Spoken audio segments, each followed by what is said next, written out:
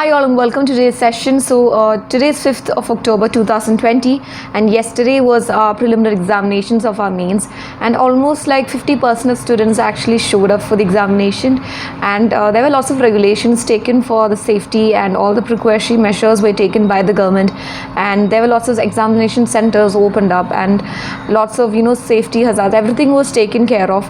And it's actually a sad thing that less than 50% of students that actually didn't show up, but it's okay, there's always time for the next year. And with regarding the age relaxation, I think because of the ongoing pandemic, I presume that the UPSC or the government will take into consideration and a relaxation upon the age will be imposed, and something has to be done about it, I guess, because there are chances that many students could miss the chance because of the pandemic. And let's hope and see. And I didn't write for this time and I didn't go for the attempt this time, and hopefully next year I'll definitely go for the attempt.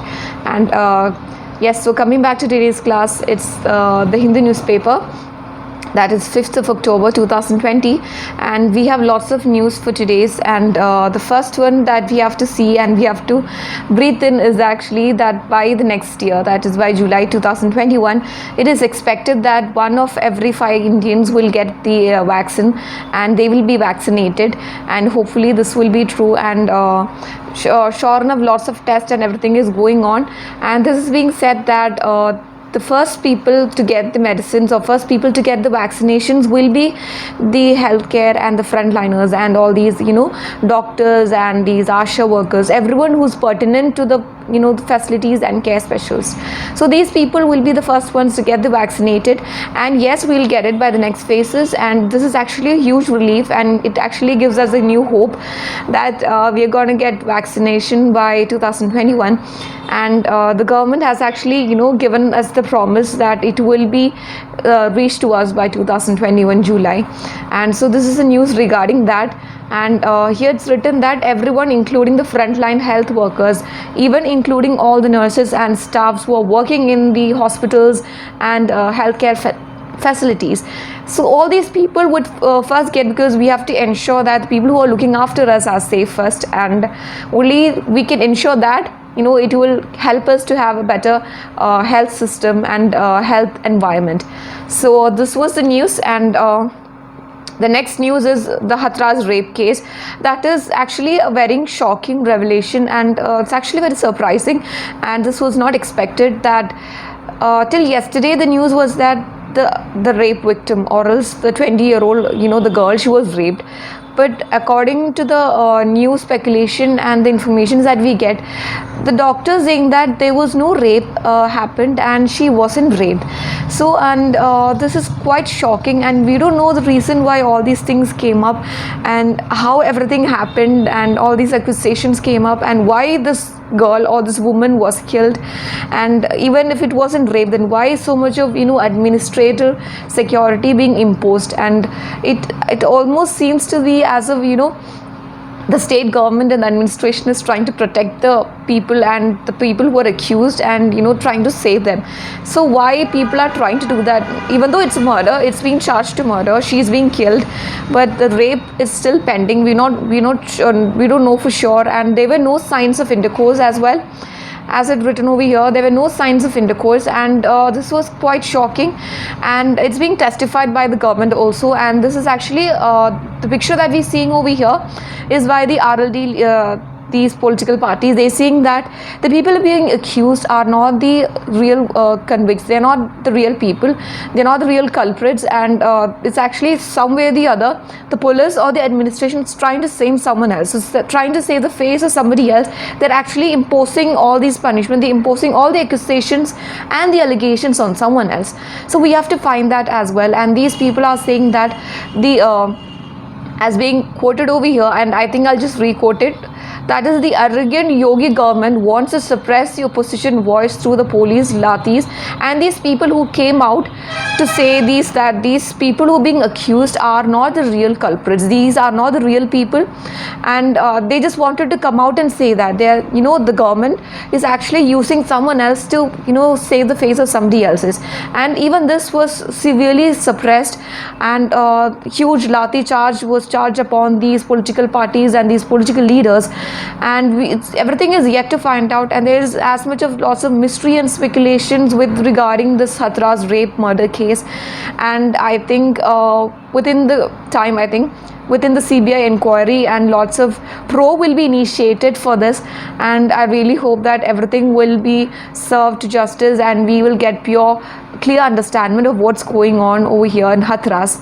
So coming on to the next news, that is our finance minister, she is claiming that because of the virus peak and all, the prediction growth depending upon that, that is she is saying that the further push up of the frontier of economic recovery, that is sure enough that we had to deal with lots of economic crisis when the corona pandemic, during the onset of corona pandemic, that is lots of lockdown and triple lockdown, and lots of restrictions were imposed upon certain communities and certain areas. And yes, there were lots of lockdown problems in the whole of throughout the India, and due to all that, lots of economic problems and lots of economic divide was there in the society during those period. And we are in a way to recovery, we are in a road to recovery, and this is what the finance minister has to say. And yes, as I've said yesterday's and previous videos as well, do not just go further into all these political party related problems, that is who is going for joining hands and who is not going for the coalition and all these things, because these are kind of like process. We don't know for sure that which two parties are going for the coalition or which two parties are going to split. It's good to have a proper understanding through the news channels, but do not read again in the newspaper. Do not waste your time again for this, because as a civil service aspirant, what thing is, the time is luxury for us, and it's not easier for us to go about all these irrelevant or news which is not important to us or not pertinent to the civil services. But yes, the political and all these election is also important to us, but this thing is going on, the talks are going on, and we don't know for sure what's going to happen. So at the end of the day, that is towards the election, what the news that you get, collect that and store it up, but do not go further for all these things. And here it's written that India chalk talks on October 12th, that is as we all know that during the past few weeks there were lots of tension and animosity between these two nations, that is the eastern Ladakh region was attacked, and these Chinese troops, they got into our territory, and there is going to be a peace talk on October 12th regarding the same issue, and it's overwritten over here that the talks are scheduled to be on October 12th and likely to be attended by 2 lieutenant generals from the defense source, that is the Lieutenant General Harinder Singh and 14 corps commanders, and there is also your Lieutenant General PK Menon is also be likely to be replaced by. And this was a short news, and we have the further follow-up news in page 8 written over here. And yes, this again BJP poll and all these news, and also okay, the front page goes for lots for the advertisement. So yes, and this is the next news and all related to it. And the city news, like I said, all the regional news, watch your regional news channels and your local news channels. Don't go further about again in the newspaper and write down notes. Have a proper understanding about it, and that's it. And yes, city news or the region news which is pertinent to the whole of national security or related to the national current affairs, read up to it, but don't go for the irrelevant or news which is not needed for you. And these are just follow-up news, and this is about the corona, that is new cases are being reported every day. And Kejriwal to address global forum and for the climatic change on October 7th, that is EIA, that is your environment assessment. This is actually an important category in your civil service current affairs. So anything related to environment, just read through it, and whenever you see EIA in it, go for it. That is your environment impact assessment, and that is a bit important for your exam point of view. And these are the other lesser important. And the education plus is actually a good page over here.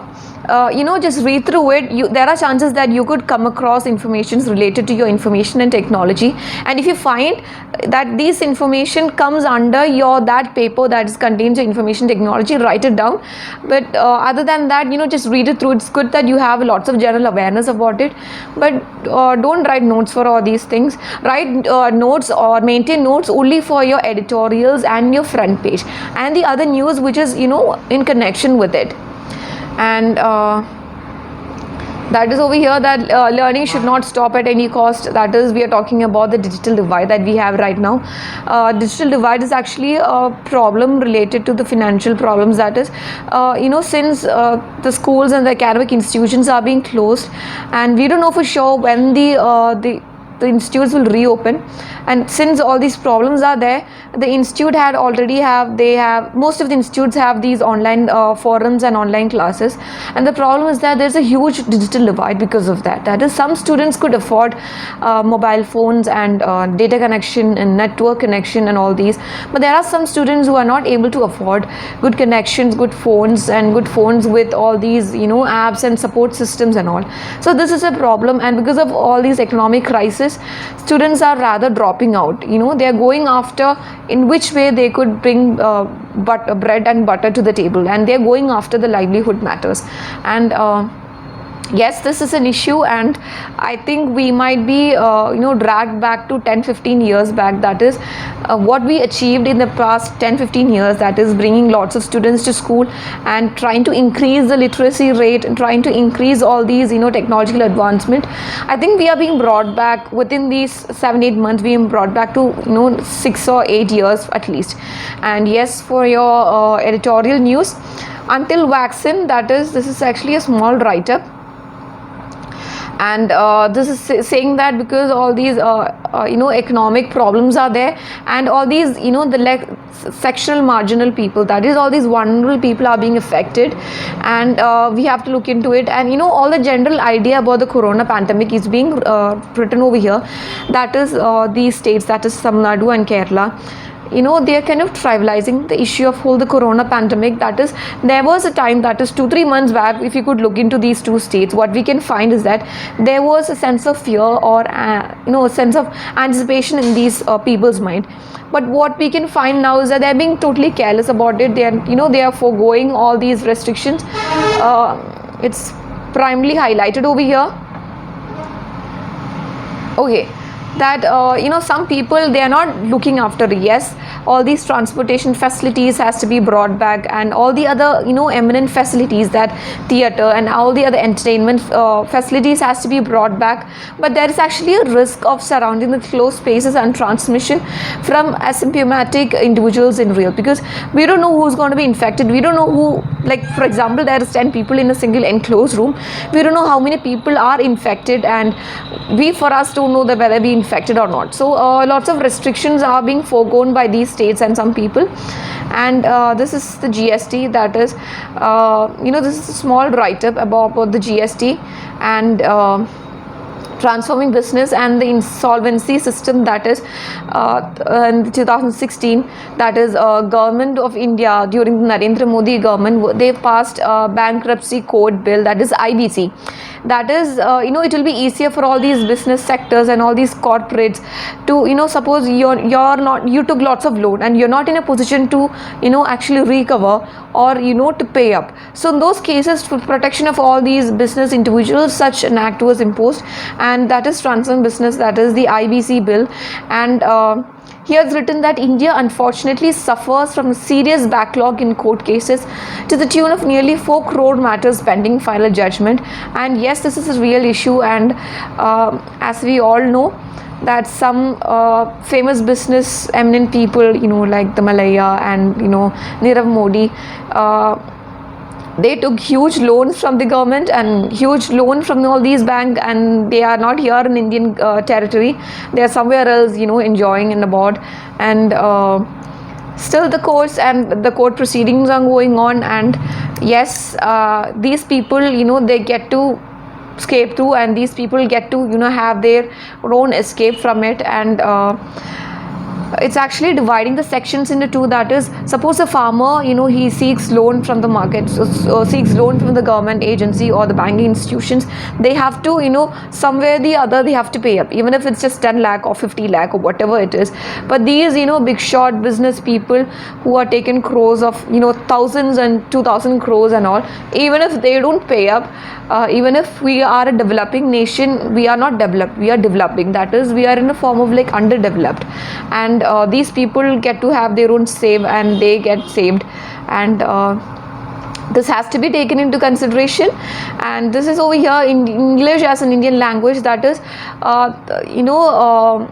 Indian government, that is, we all know that when we got attained the independence, that we didn't know that in what language or in which language or everything has to be going on, all the legal proceedings and everything related to it, because India as a nation is sort of like diversified, and there are lots and lots of languages, and lots of languages are being recognized under a government. And for those cases, it was decided that at present it will be English and Hindi, and then later on after 50-60 years we'll come back to the decision, and we'll think about it again, and then we'll come into a conclusion. But at present, because the government, that is the British government, they largely use English language, we'll go about that, we'll follow the same path. And the problem was that after 50-60 years, that is almost 10-20 years back, 30 years back, if you could see that, there were lots of when the same case came up again, that is the government wanted to reintroduce Hindi as a common medium or as a common language. There were lots of people who were against it, especially the South Indians and the Tamil Nadu region people. They were totally against it. But here, what we trying to claim over here is that English as a language will be a better option, because it's so much easier. It's so much easier in all spectrums, not just for the legal cases, but also the institutions' backbone. For all these societal institutions, for everything, English is for example, right now I'm doing is I am taking a class in English, and this is so much easier and so much better for everyone as such. So it's written over. It's just a small write-up on that.